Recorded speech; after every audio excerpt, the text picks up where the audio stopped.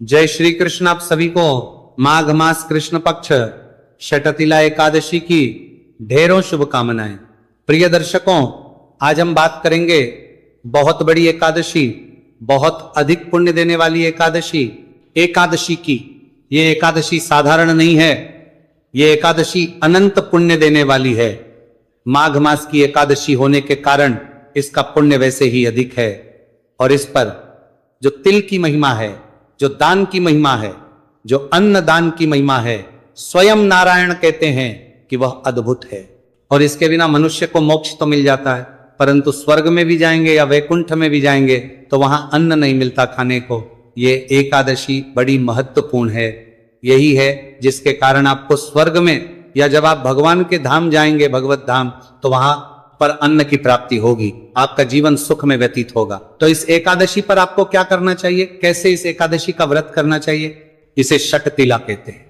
इस पर तिल के 6 प्रकारों प्रयोग बहुत महत्वपूर्ण कहा गया है। कौन से हैं वो 6 प्रकार, क्या प्रयोग कहा गया है तिल का, और तिल दान कैसे करना है, तिल की महिमा क्या है? अगर आपने तिल के ये 6 प्रकार प्रयोग नहीं किए तो ये एकादशी व्यर्थ चली जाएगी। और ऐसा में नहीं, ऋषि खुद कहते हैं इसकी महिमा का वर्णन करते हुए, इस एकादशी पर किस किस वस्तु का दान आवश्यक है और क्या विधि होनी चाहिए, क्या नियम होने चाहिए, किन कार्यों को अवश्य करना चाहिए, किन को नहीं करना चाहिए, व्रत के नियम क्या है आदि संपूर्ण इस वीडियो के माध्यम से आपको प्रदान की जाएगी। आपसे निवेदन है कि वीडियो यदि थोड़ा सा भी उपयोगी लगे तो कृपया एक बार लाइक अवश्य कर दीजिएगा और जितना हो सके शेयर कीजिए, क्योंकि इस प्रकार की विधि के साथ जानकारी YouTube पर उपलब्ध ही नहीं है।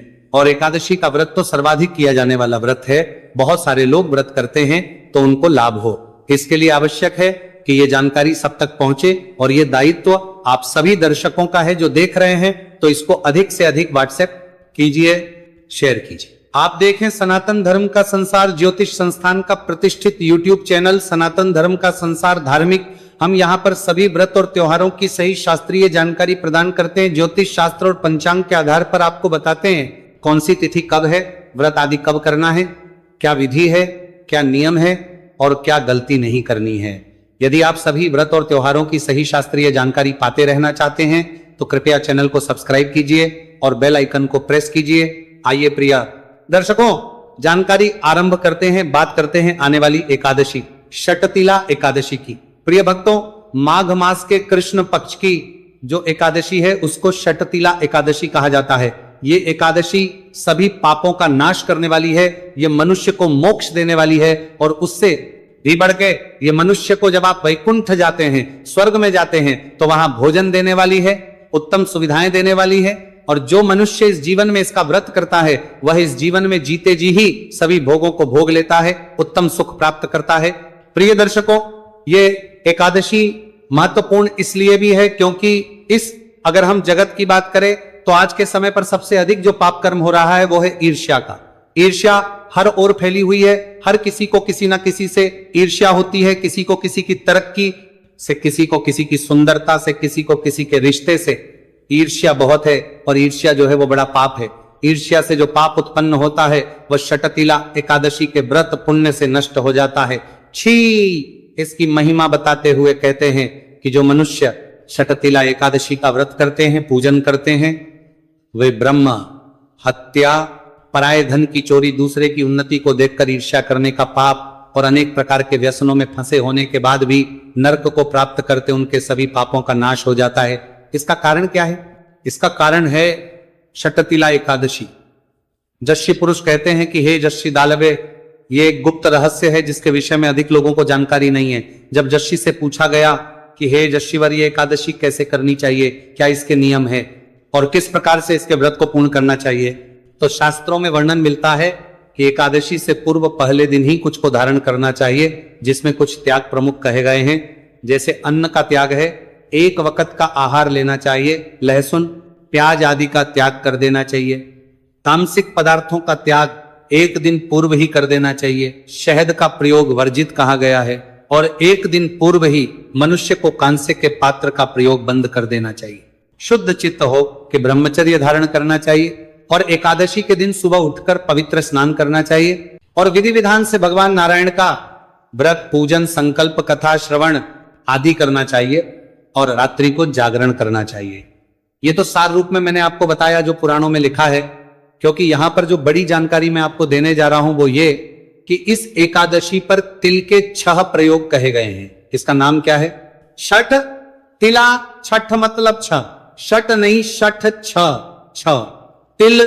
6 तिल का प्रयोग इस एकादशी में महत्वपूर्ण है, इसीलिए इसको छठ तिला एकादशी कहा जाता है। अब बात आती है कि वो 6 तिल के प्रयोग हैं कौन कौन से, कहां कहां तिल को प्रयोग करना है, किस प्रकार से इसका इस्तेमाल होगा और कैसे आप इसका पुण्य फल संपूर्ण रूप से प्राप्त कर सकते हैं। सबसे पहला है तिल से स्नान। तिल युक्त जल से आपने स्नान करना है।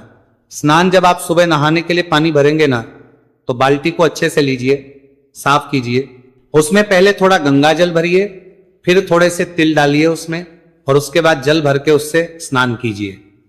तिलयुक्त जो स्नान होगा, तिल स्नान, इसमें काले तिल मिले तो उत्तम है, काले ना मिले तो आप सफेद भी उपयोग कर सकते हैं।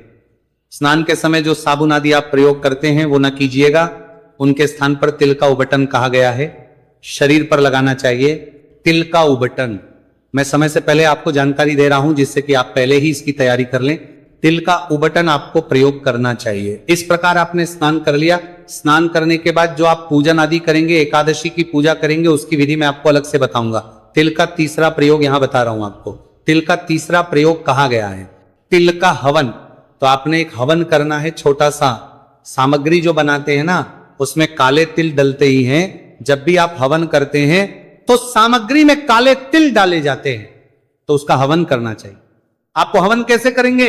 आप छोटा हवन कर सकते हैं। 11-21 आहुति का मैं विधि आपको अलग से भी बता दूंगा। एकादशी में अभी समय है, यहां प्रमुख मुझे बता रहा हूं ये कि कैसे ये एकादशी आपने करनी है। तिल का हवन करना चाहिए। तिल का तर्पण, मैं प्रत्येक एकादशी पर आपको तर्पण बताता ही हूं और तर्पण में तिल प्रयोग करने को सदा कहता हूं। काले तिल के बिना हम तर्पण करते ही नहीं हैं। अगर अभी तक कोई नहीं करता था, बहुत से लोग होंगे जो एकादशी पर तर्पण नहीं करते होंगे, मैं जबकि हमेशा बताता ही हूं और गीता का 7वां अध्याय भी आपके लिए अपलोड करता ही हूं। तो तिल का तर्पण करना चाहिए इस दिन। ये इसका तिल का चौथा प्रयोग है। 5वां कहा गया है तिल का भोजन। अब तिल का जो भोजन है वो षटतिला एकादशी को नहीं, ये भोजन आप करेंगे। पारण वाले दिन व्रत खोलेंगे इससे। और छठा रहेगा तिलों का दान। ये 6 प्रयोग जो हैं प्रमुख रूप से षटतिला एकादशी पर कहे गए। तो तिल आपने स्नान करना है, तिल का ही उघटन प्रयोग करना है, तिल से हवन करना है।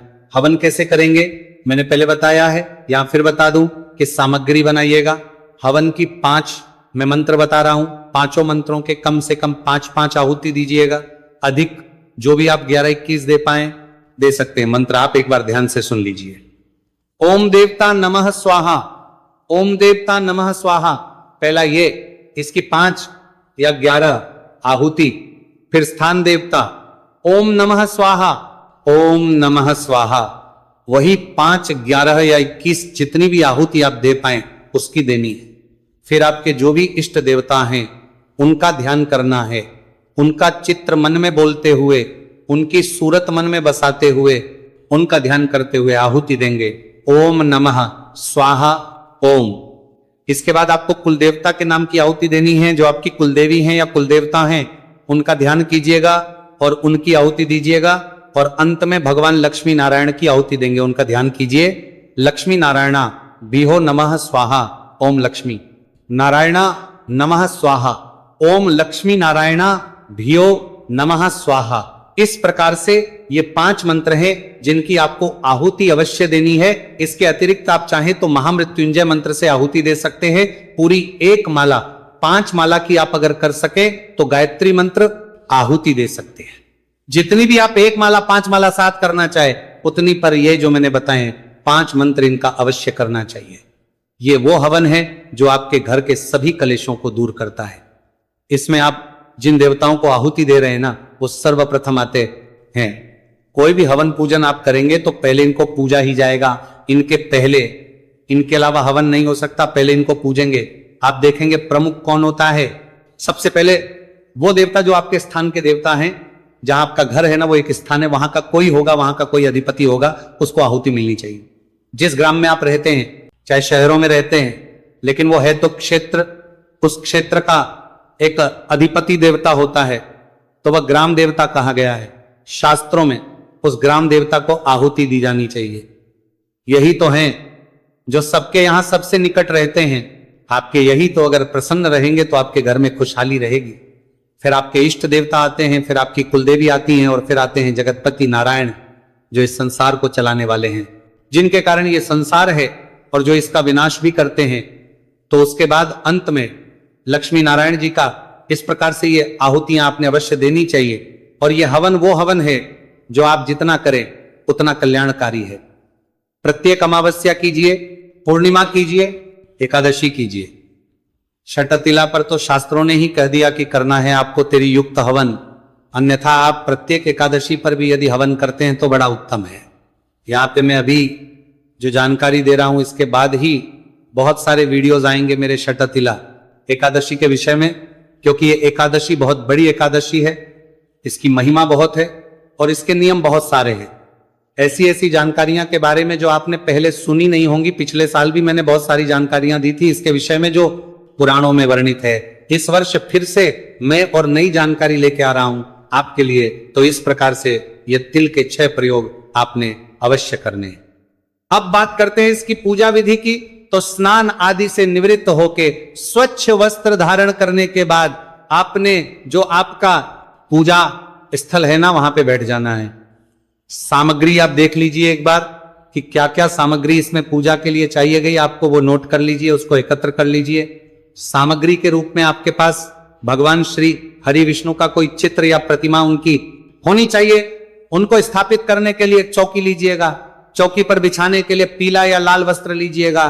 पूजा में रोली, मौली, पान, सुपारी, लौंग, इलायची, धूप, दीप, नैवेद्य पुष्प, पुष्प की माला हो तो माला, इत्र, जनेऊ, पंचामृत के लिए कच्चा दूध, दही, घी, शक्कर और गंगा जल।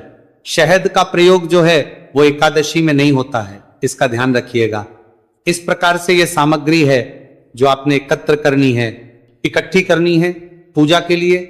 यह सारी सामग्री एकत्र कीजिए और जो आपका पूजा स्थल है जहां बैठ के आपने पूजन करना है, वहां सारी सामग्री रख दीजिए। एक लोटा लीजिए तांबे का, उसमें पहले थोड़ा गंगा जल भरिए, फिर शुद्ध जल भरिए और फूल के माध्यम से इस सभी सामग्री पर और उस स्थान पर जहां बैठकर आपने पूजन करना है जल के छींटे दीजिए। इससे होगा क्या कि ये जो स्थान है ना वो पवित्र हो जाएगा, ये सामग्री भी पवित्र हो जाएगी, क्योंकि सामग्री हमारे पास पहुंचने से पहले ना जाने कितने हाथों से होके निकली है और किसने किस अवस्था में इसको छुआ है। तो भगवान को अर्पित करने से पहले इसका पवित्रीकरण किया जाना चाहिए। तो जल छींटे दीजिए, मैं यहां से मंत्र पढ़ता हूं, ओम पवित्र। इस प्रकार से आपने जल छींटे देके और स्थान को शुद्ध किया है, सामग्री को शुद्ध किया है। अब आप चौकी बिछाइए, चौकी पर जो वस्त्र है लाल या पीला आपके पास उसको बिछाइए, उस पर भगवान नारायण की, भगवान विष्णु की जो तस्वीर या प्रतिमा आपके पास है उसको स्थापित कीजिए, विराजमान कीजिए। उनको विराजमान करने के बाद उनके सामने घी का दिया रखिए। अगर घी दिया रख रहे हैं तो सीधे हाथ की ओर रखा जाएगा, और तेल का दिया रख रहे हैं तो वो उलटे हाथ की ओर आपने रखना है। इस प्रकार से स्थापना करने के बाद 1 चम्मच जल अपने सीधे हाथ पे लीजिए और हाथ धो लीजिए। हाथ धो लीजिए, हाथ धो के आपने जलाशमनी करनी है। तो 2-2 बूंद जल आपने 3 बार पीना है। एक एक मंत्र पर ओम माधवाय नमः जल लीजिए, पी जाइए। ओम केशवाय नमः जल लीजिए, पी जाइए। ओम नारायणाय नमः जल लीजिए, पी जाइए। ओम ऋषिकेशाय नमः, हाथ धो लीजिए। हाथ धोने के बाद अपने आप को तिलक कीजिए, मौली बांधिए। अब हम संकल्प करते हुए भगवान का पूजन करेंगे। तो धूप और दीप जो सामने रखे हैं उनको प्रज्वलित कीजिए और व्रत पूजन का संकल्प कीजिए। संकल्प करने के लिए अपने सीधे हाथ पर जल लीजिए।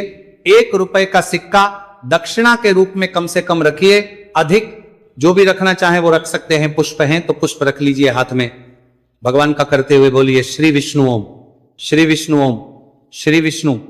अपना नाम, अपना गोत्र जिस स्थान पर बैठकर संकल्प कर रहे हैं वहां का मकान नंबर, क्षेत्र का नाम, शहर का नाम, माघ मासे कृष्ण पक्षी एकादशायम पुण्यतिथि हो, आयु आरोग्यता प्राप्त, सुख संपत्ति प्राप्त है, भगवान श्री हरि विष्णु प्रसन्नार्थाय षटतिला एकादशी व्रत पूजन कथा श्रवण संकल्प श्री विष्णु, और वह संकल्प भगवान के चरणों में अर्पित कर दीजिए। इस प्रकार से आपने संकल्प करना है। जो माताएं बहनें भाई बंधु इस शास्त्रीय विधि से ना कर पाए, वह हाथ में जल लेके पुष्प लेके भगवान से निवेदन करना कि हे भगवान विष्णु, आज माँ कृष्णा एकादशी के दिन हम अपने जीवन को उत्तम बनाने के उद्देश्य से, अच्छे स्वास्थ्य की कामना, अच्छे जीवन की कामना और जीवन के बाद मोक्ष की से ये व्रत कर रहे हैं, हम इसको सफलता पूर्वक कर पाए, इतनी हमें शक्ति दीजिए और इसे स्वीकार कीजिए और वह संकल्प भगवान के चरणों में अर्पित कर दीजिएगा। ऐसे आपने संकल्प करना है। संकल्प करने के बाद भगवान विष्णु का पूजन करना है। पूजन में सूक्ष्म रूप से बताऊं तो सबसे पहले भगवान को भद्य अर्घ्य आजमनी कराया जाएगा। तो 3 बार जल के छींटे दीजिए, पुष्प के माध्यम से या चम्मच से 3 बार जल अर्पित कीजिए, के सामने एक पात्र रख दीजिएगा, उसमें फिर उनको स्नान कराइएगा। शंख से स्नान कराते हैं तो बड़ा उत्तम रहेगा। तदोपरांत पंचामृत से स्नान कराइएगा। या आप तस्वीर पर पूजन कर रहे हैं तो पंचामृत को फूल पर लगा लीजिएगा और वो अर्पित कीजिएगा। ध्यान दीजिएगा, ये जो पंचामृत आप बनाएंगे ना, इसमें शहद नहीं प्रयोग होगा। कच्चा दूध, दही, घी, शक्कर और गंगाजल यही प्रयोग होंगे। पंचामृत अर्पित कीजिएगा। पंचामृत से स्नान कराने के बाद फिर भगवान को आप पुनः शुद्ध जल से स्नान कराएंगे तो आप फूल के माध्यम के छींटे दीजिएगा। या प्रतिमा है तो आप शंख से नहला सकते हैं, अच्छे से जल से। स्नान के बाद वस्त्र के रूप में मौली का एक टुकड़ा तोड़िएगा, वहां अर्पित कीजिएगा। इत्र के रूप में इत्र को जो है फूल पर लगा के चढ़ाइएगा। और यज्ञोपवीत जनेऊ होती है, जनेऊ अर्पित करने के लिए जनेऊ को पहले से तिलक कर लेना, फिर आप चढ़ा दीजिएगा। तिलक कीजिएगा भगवान को, तिलक करके पुष्प अर्पित कीजिए। फूलों की माला है तो माला पहनाएगा, धूप दिखाइएगा, दीप दिखाइएगा। नैवेद्य के रूप में तिल से बनी हुई भी कोई मिठाई आपके पास हो वो अर्पित कीजिएगा और 1 चम्मच जल अश्वनी के रूप में अर्पित कीजिएगा। भगवान को तदोपरांत तांबुलम पुंगी, तांबुल अर्पित करना। तांबुल क्या होता है? तांबुल होगा पान का पत्ता लीजिए, उस पे 2 लौंग, 2 इलायची और 1 सुपारी रखिए, वो अर्पित कीजिएगा। हाथ जोड़ के नमस्कार कीजिएगा। जो दक्षिणा चढ़ानी हो दक्षिणा चढ़ाइएगा और फिर भगवान से प्रार्थना कीजिएगा। जो आपकी कामनाएं हैं उनके लिए तदोपरांत बैठ के और शांत चित्त होके एकादशी की कथा सुनिएगा। षटतिला एकादशी की कथा बड़ी महत्वपूर्ण है और बड़ी ही उत्तम कथा है। षटतिला एकादशी पुनस्त के द्वारा यह कही गई है। षटतिला एकादशी पुनस्त के द्वारा यह कही गई है। षटतिला एकादशी की कथा है। जब दालभ जशी ने इसके विषय में पूछा था, वह वर्णन आएगा सही कथा। यदि सुनते रहना चाहते हैं और चैनल पर नए हैं, सब्सक्राइब कर लीजिए, क्योंकि यह एक ज्योतिष संस्थान का चैनल है। हमारे पास 100 वर्षों की है। हमारी 4 पीढ़ियां इसी पंडित कर्म में बीती है। तो हमारे पास वो सभी पुराण उपलब्ध है जो आज विलुप्त हो गए हैं, मिलती ही नहीं है। हमारे पूर्वजों की देन है, हमारे पास है तो हम आपको जानकारियां देते रहते हैं। तो पूजन के बाद कथा श्रवण कीजिएगा, नियमों के अनुसार दिन को व्यतीत कीजिएगा। इसमें जागरण की महिमा है, इसके विषय में मैं अगले वीडियो में बात करूंगा। और साथ ही कुंभदान की बड़ी महिमा है। कुंभदान रहा का गया है घड़े का दान। कुंभदान मतलब घड़े का दान, वो कैसे करना है इसके विषय में भी मैं अगले वीडियो में आपसे चर्चा करूंगा। वो वीडियो अवश्य देखिएगा, क्योंकि ये एकादशी बड़ी एकादशी है और इसके विषय में बताने के लिए बहुत कुछ है। रात्रि जागरण की जो महिमा है वह भी मैं आपको बताऊंगा और पारण की जानकारी के लिए भी मैं आपको एक अलग सी वीडियो प्रदान करूंगा, क्योंकि इसका जो पारण होता है वह भी बड़ा ही महत्वपूर्ण होता है और वाकई एकादशी से अलग होता है, उठता है कि ये एकादशी जो है इसका व्रत किया कब जाएगा। तो प्रिय दर्शकों, इस एकादशी का व्रत किया जाता है माघ मास में कृष्ण पक्ष की जब एकादशी तिथि सूर्य के मुख से होती है, उस दिन एकादशी तिथि की शुरुआत हो रही है। 13 जनवरी को शाम को 3:17 पर और यह समाप्त होगी 14 जनवरी को शाम को 5:52 पर। ऐसे में सूर्य के मुख से 14 जनवरी को एकादशी रहेगी और सायंकाल तक रहेगी। बड़ी उत्तम एकादशी है, तो 14 को ही आप व्रत करेंगे। क्योंकि उत्तम व्रत है और सर्वा है, सभी को इसी दिन करना है 14 जनवरी को। और ध्यान दीजिएगा इसी दिन इस बार मकर संक्रांति भी है, उसके वीडियो मैंने पहले ही अपलोड कर दिए, उनका लाभ लीजिए कि कौन से 14 दान करने चाहिए, 5 दान जो महापुण्य देने वाले हैं, वो सब वीडियो चैनल पर उपलब्ध हैं, बड़े महत्वपूर्ण है वो वीडियो, उनको अवश्य देखिएगा। बड़ा दिन है 14 जनवरी, नोट कर लीजिए अपने कैलेंडर में। मकर संक्रांति और एकादशी दोनों एक साथ हैं, बहुत सारे शुभ योग भी बन रहे हैं, इनके विषय में भी मैं अगले वीडियो में आपको जानकारी प्रदान करूंगा। बुधवार का दिन रहेगा 14 जनवरी को, एकादशी का व्रत किया जाएगा और 15 जनवरी को आप पारण करेंगे। अब बात करते हैं कि जो आप व्रत पूजन करेंगे उसके लिए शुभ समय क्या रहेगा। बुधवार को पहला चौघड़िया उत्तम होता है, दूसरा चौघड़िया भी उत्तम होता है, तो आप सुबह सूर्योदय से और 3 घंटे के भीतर पूजन कर सकते हैं। 7:18 से और 10:18 तक का जो समय है ये उत्तम समय, इसमें आप पूजन करेंगे, कल्याणकारी रहेगा। कुछ और पूछना बाकी रहे तो आप कमेंट बॉक्स में लिख के भी पूछ सकते हैं और व्हाट्सएप के माध्यम से भी जुड़ सकते हैं। बाकी अगली वीडियो में बहुत सारी जानकारियां मैं आपके लिए और लेकर आऊंगा, जुड़े रहिए। चैनल के साथ जितना हो सके वीडियो को शेयर कीजिएगा। प्रार्थना यही है कि सही जानकारी लोगों तक पहुंचे, इसके लिए आवश्यक है कि जो आप जैसे बड़े विद्वान लोग हैं वो सही जानकारियों को आगे भेजें। होता क्या है कि जो उपद्रवी लोग होते हैं, जो नकारात्मक जानकारियां होती हैं, उनको तेजी से भेज देते हैं। आप जैसे जो समझदार लोग होते हैं, आपके पास अच्छी जानकारी पहुंचती है लेकिन आप इसमें विश्वास नहीं करते कि आप लोगों को भेजे, इसलिए वो जानकारी आगे पहुंच नहीं पाती। तो कृपया इसको आगे भेजिए, लोगों के साथ शेयर कीजिए, जिससे कि सभी लोग जानकारी प्राप्त कर सकें। और भगवान नारायण कहते हैं कि उनकी महिमा को जितना आप प्रचारित प्रसारित करेंगे उतना कल्याण होगा। नारायण सब पर कृपा करें। हरे कृष्ण।